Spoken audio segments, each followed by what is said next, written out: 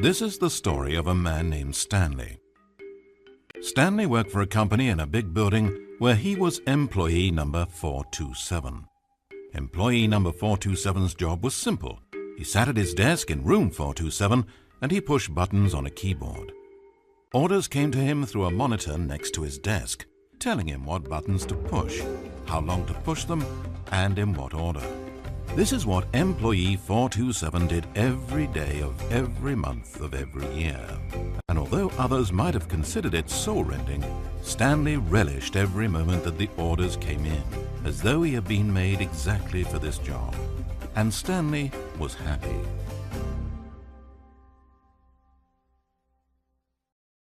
And then one day something very peculiar happened. Something that would forever change Stanley. Something he would never quite forget.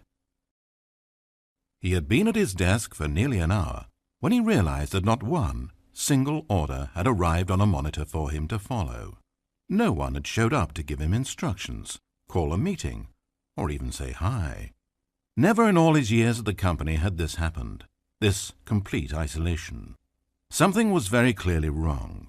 Shocked, frozen solid, Stanley found himself unable to move for the longest time. But as he came to his wits and regained his senses, he got up from his desk and walked out into the hallway.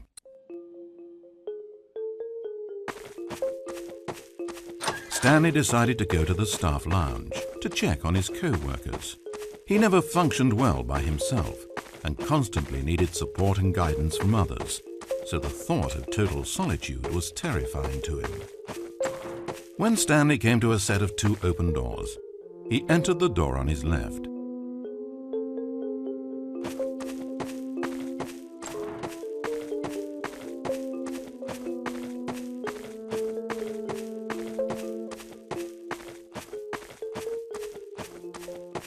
As Stanley entered the lounge, he was horrified to find not a single person here. He decided he would walk up to see his boss, hoping that he would find an answer there.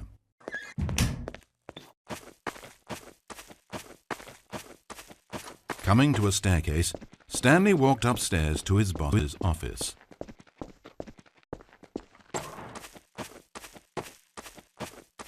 Entering his manager's office, Stanley was once again stunned to discover not an indication of any human life.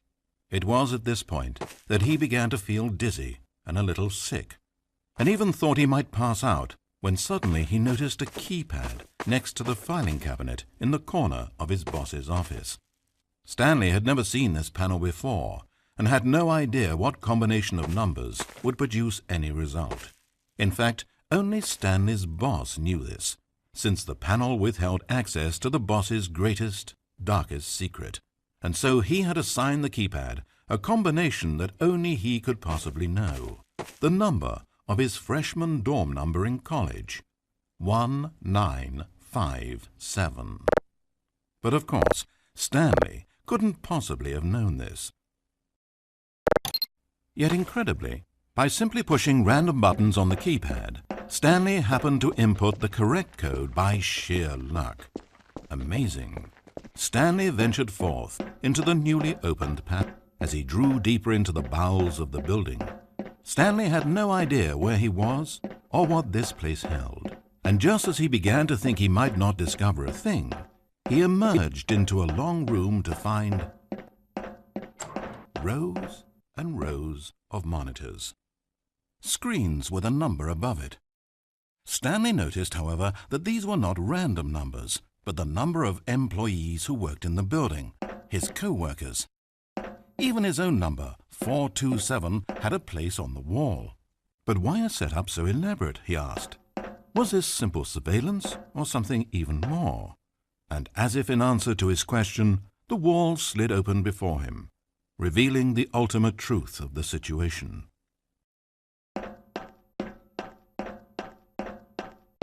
An enormous control panel, Stanley discovered, but not one that controlled simple machinery. Buttons were labeled with emotions.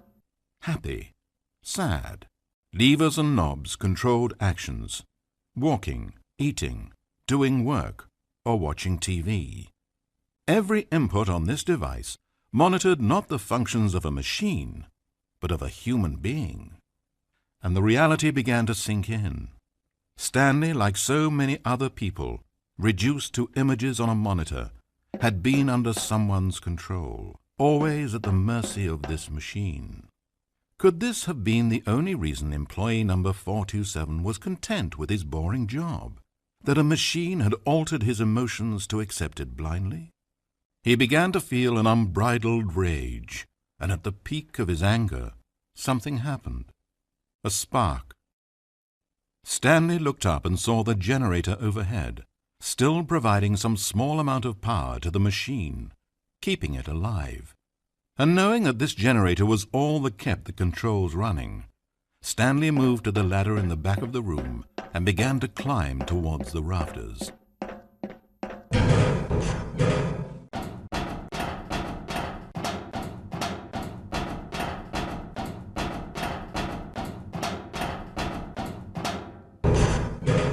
The higher Stanley climbed, the closer he felt to freedom, the further from enslavement.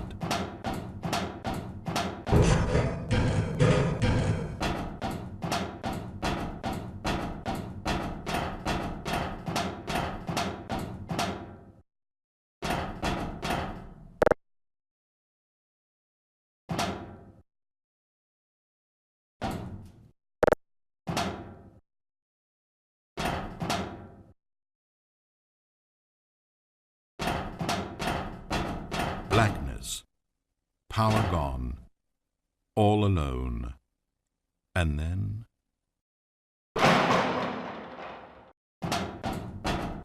As he stepped through the door into the fresh outside air, a feeling of liberation rushed through Stanley's body. He had seen power, he had seen enslavement, and he had destroyed it. The underling was in control now. He had found his leading role. Stanley never discovered why everyone had gone missing, nor how and when he had come under the machine's control. But it didn't upset him terribly, because he knew that this was how things were meant to happen. All he felt was a delight unlike any he had ever known before. Never again would he follow someone else's orders without question. Never again would anyone tell Stanley where to go, what to do, or how to feel. No more bosses, no more instructions on a screen. Stanley decides for himself now. And he stepped out into the world, and he felt the cool breeze upon his skin, and Stanley was happy.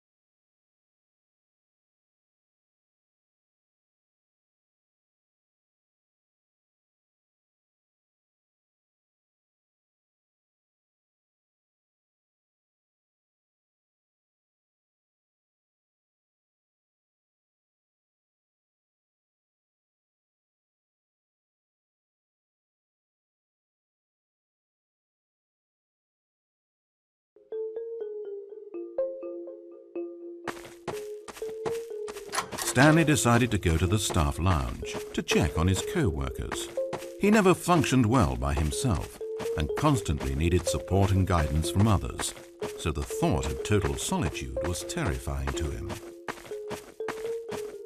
When Stanley came to a set of 2 open doors, he entered the door on his left. This was not the correct way to the employee lounge, and Stanley knew it perfectly well. So he turned left at the first open door and walked back in the right direction. Stanley was so bad at following directions, it's incredible he wasn't fired years ago. Maybe this is why everyone had left. No one wanted to be around someone as bad at listening as him. And since he was walking into the middle of nowhere and thus ruining the entire story, Stanley decided that he would punish himself. So when he came to the elevator and the doors opened, he stepped inside and pushed the button to go up.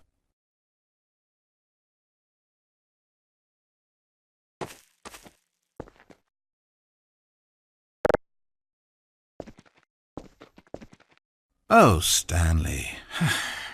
You know, you really aren't going anywhere, and I don't say that deceitfully. I truthfully mean that there isn't a story down here. The story was back up where I told you to go in the first place. Right now, you're just running around looking at empty halls, and frankly, that's perhaps even more infuriating for me. So why don't you throw me a bone, give me a chance, and just let me tell the story I want to tell,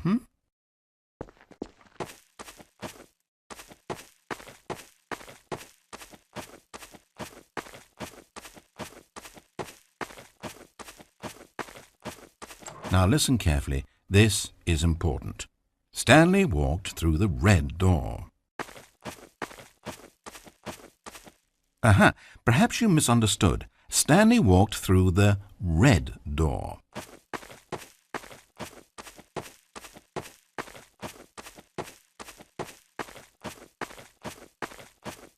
I still don't think we're communicating properly. Stanley walked through the red door. All right, fine, go ahead, Stanley. You want to know so badly what's out there? You want to find out what lies at the end of this road you've chosen? Well, don't let me stop you. You see? It's nothing. No one's even built this section of the map because you were never supposed to be here in the first place. It's just a bunch of skybox and dev wall textures. That's it. Is this what you were looking for? Was it worth ruining the story I'd written out for you? I put a lot of time into that, and now well, here you are now, just looking at nothing. To think that that's all I needed to make in the first place, just a whole lot of nothing, and you would have been happy. Well, hey, you still need a little something to do, am I right? Here, let me load up another map. See if there's something in here that'll keep you occupied. Here's one. Let's boot this up. We'll see if you like it.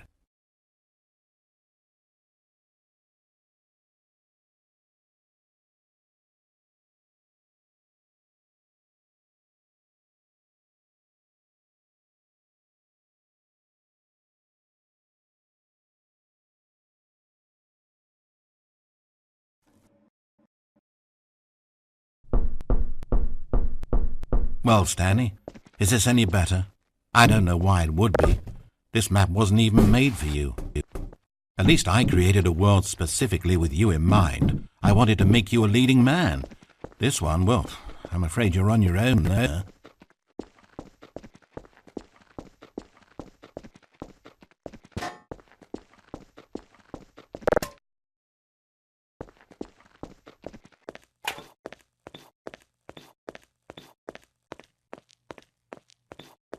Stanley was fat and ugly and really, really stupid.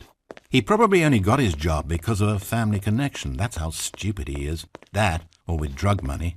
Also, Stanley is addicted to drugs and hookers.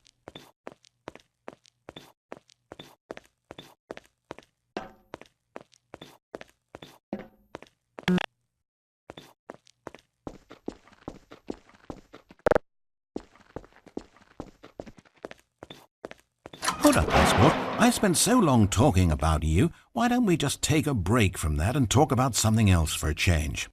Let's see. Well, according to Wikipedia, more than 90% of the night sharks caught off northeastern Brazil contain mercury concentrations higher than that considered safe by the local government. Now, this is fascinating. Don't you want to know more about the night sharks? Oh, no, of course not. All you want to hear about is yourself, isn't it? Well, fine. You haven't listened to me once so far. I can't expect you to turn that around now, can I?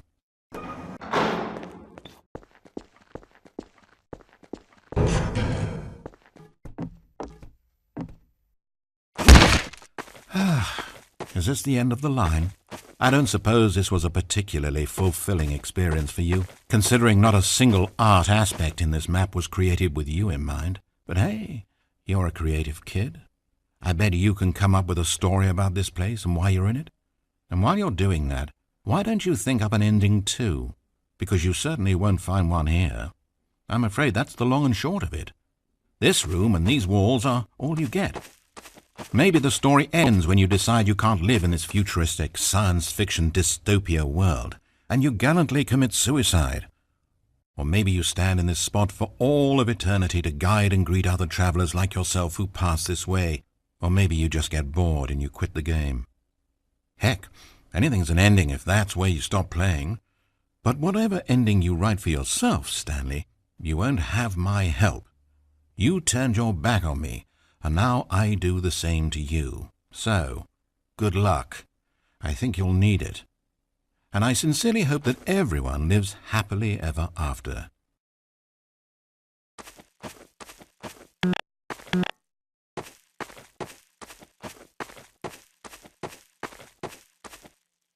Wait.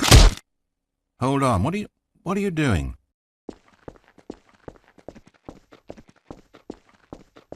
Stanley, don't do that. I can't follow you there. I can't help you.